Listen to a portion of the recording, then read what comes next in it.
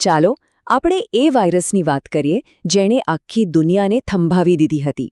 એક એવો અદૃશ્ય દુશ્મન જેણે આપણી જીવવાની, કામ કરવાની, મળવાની રીત પણ બદલી નાખી.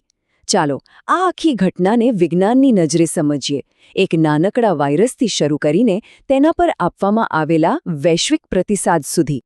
તો આ આખી વાત સમજવા માટે આપણે 5 મુખ્ય તબક્કાઓમાંથી પસાર થઈશું. સૌથી પહેલાં આપણે વાયરસને ઓળખીશું, પછી એ શરીરમાં શું કરે છે તે જોઈશું, એ કેવી રીતે ફેલાયો તે સમજીશું, અને પછી આપણે તેની સામે કેવી રીતે લડ્યા અને ભવિષ્ય માટે શું શીખ્યા એના પર પણ નજર કરીશું. તો ચાલો શરૂઆત કરીએ. જુઓ, કોઈ પણ લડાઈ જીતવા માટે પહેલા દુશ્મનને ઓળખવું ખૂબ જરૂરી છે, બરાબર ને? તો આપણો આ દુશ્મન SARS-CoV-2 આખરે છે શું? જરા વિચારો તો ખરા, બધું કેટલી ઝડપથી બન્યું. ડિસેમ્બર 2019માં ચીનના એક શહેરમાં દેખાયેલો એક કેસ માત્ર 3 જ મહિનામાં આખી દુનિયા માટે મહામારી બની ગયો. આ સમયરેખા આપણને વાયરસના ફેલાવાની ગતિ અને તેની સામે લડવાની આપણી તાકીદ બંને બતાવે છે. એનું વૈજ્ઞાનિક નામ છે SARS-CoV-2. પણ અહીં જે ખરેખર મહત્વનો શબ્દ છે એ છે RNA વાયરસ. આનો અર્થ શું છે? સરળ ભાષામાં કહીએ તો આ પ્રકારના વાયરસ પોતાની નકલો બનાવતી વખતે ભૂલો કરવા માટે જાણીતા છે, અને આ જ ભૂલોના કારણે આપણે વેરિયન્ટ્સ જેવા શબ્દો વારંવાર સાંભળ્યા. હવે ચાલો આ વાયરસને થોડું નજીકથી જોઈએ. એની સપાટી પર આ જે કાંટા જેવી રચના દેખાય છે ને, એ જ એનું સૌથી ખતરનાક હથિયાર છે, સ્પાઇક પ્રોટીન. અને મજાની વાત એ છે કે આ જ સ્પાઇક્સ તેને તાજ જેવો દેખાવ આપે છે. કોરોના એ લેટિન શબ્દ છે જેનો અર્થ થાય છે તાજ. બસ આના પરથી જ એનું નામ પડ્યું.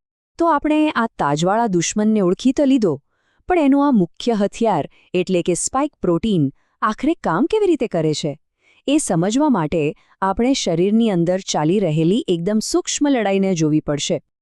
આ પ્રક્રિયાને તમે કોઈ ફેક્ટરી પર દુશ્મન દ્વારા કરાયેલા કબજા જેવી સમજી શકો છો.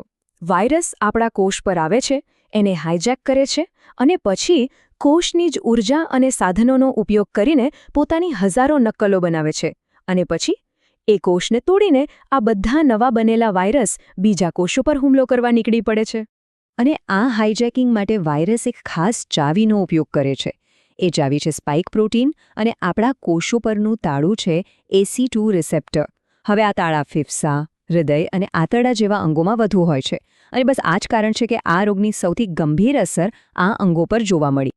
એકવાર વાયરસ ફેફસામાં પહોંચી જાય પછી ખરી લડાઈ શરૂ થાય છે.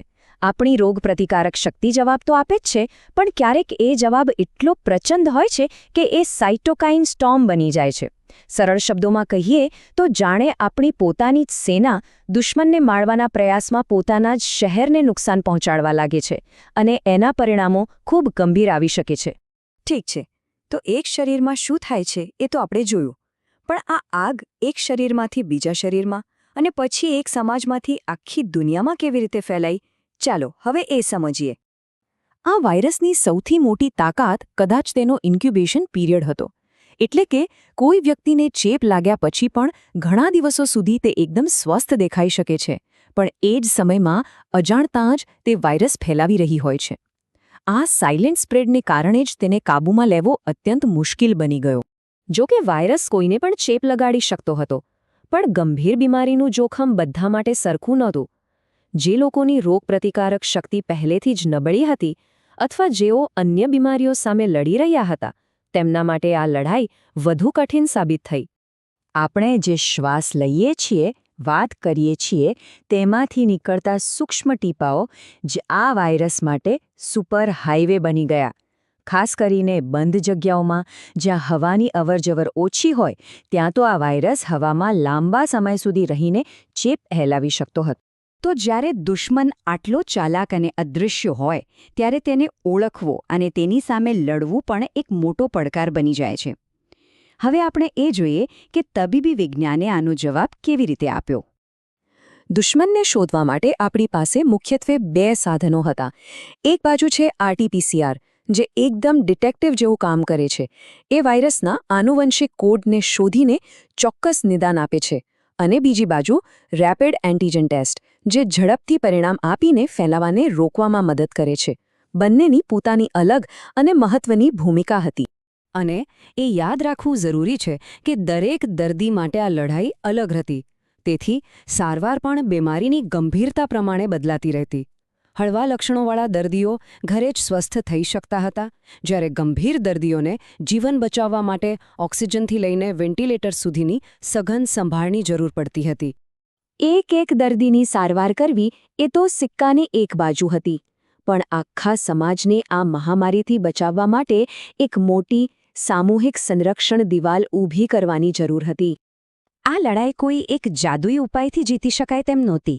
આ તો એક બહુસ્તરીય કવચ જેવું હતું. રસીકરણ, માસ્ક, હાથની સ્વચ્છતા અને શારીરિક અંતર દરેક સ્તર આપણને થોડું વધુ સુરક્ષિત બનાવતું હતું. અને સૌથી અગત્યનું, વાયરસના ફેલાવાની સાંકળને તોડવામાં મદદ કરતું હતું. અને આ જ સૌથી મહત્વની વાત છે. આમાંની કોઈ એક વ્યૂહરચના સંપૂર્ણ નથી, પણ જ્યારે આ બધા ઉપાયો એક સાથે આવે છે ત્યારે તે વાયરસ માટે એક મજબૂત અવરોધ ઊભો કરે છે. આનાથી આપણી હોસ્પિટલોને રાહતનો શ્વાસ લેવાનો મોકો મળે છે. આ મહામારીએ આપણને ઘણું બધું શીખવ્યું. વિજ્ઞાનની અકલ્પનીય ગતિ વિશે, વૈશ્વિક સહયોગની તાકાત વિશે, અને હા, આપણી તૈયારીઓમાં રહેલી ખામીઓ વિશે પણ. તો હવે સવાલ એ નથી કે આગામી મહામારી આવશે કે નહીં, પણ સવાલ એ છે કે શું આપણે આ અનુભવમાંથી શીખેલા પાઠ ખરેખર યાદ રાખીશું.